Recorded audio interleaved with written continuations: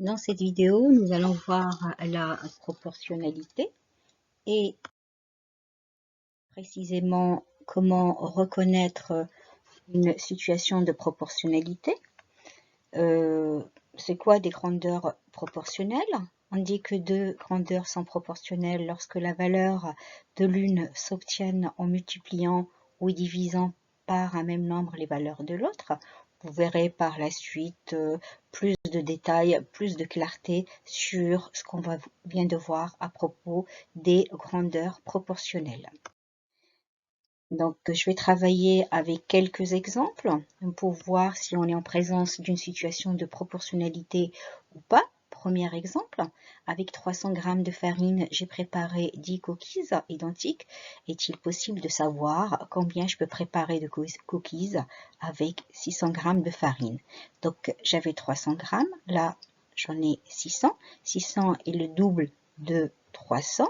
Donc, oui, c'est possible car j'ai 2 fois plus de farine, je peux donc faire 2 fois plus de cookies. Je n'essaie pas de trouver combien je peux préparer de cookies, je suis juste en train de voir est-ce que le nombre de cookies est proportionnel ou pas à la quantité de farine. Donc effectivement ici, le nombre de cookies est proportionnel à la quantité de farine dont je dispose.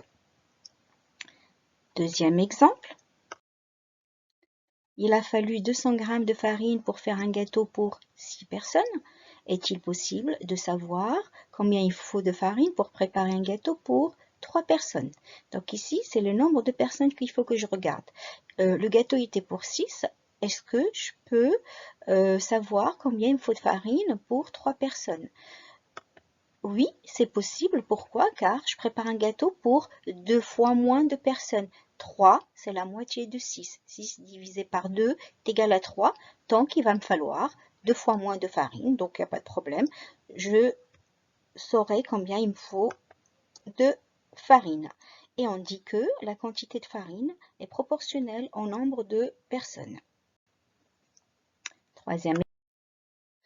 À 8 ans, Zoé connaît 20 mots d'anglais. Est-il possible de savoir combien elle en saura à 16 ans?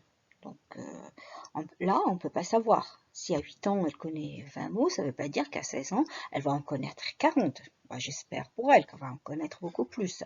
Donc, non, on ne peut pas savoir. Le nombre de mots n'est pas proportionnel à son âge. Donc voici, ici vous avez vu 3 cas. Les 2 premiers cas, on était dans une situation de proportionnalité. Et le dernier cas, ce n'est pas une situation de proportionnalité. D'autres exemples de situations où on n'a pas la proportionnalité. Par exemple, la pointure et l'âge, il n'y a pas de proportionnalité. La taille d'une personne en fonction de son âge, ce n'est pas une situation de proportionnalité. Voilà quelques exemples de non-proportionnalité.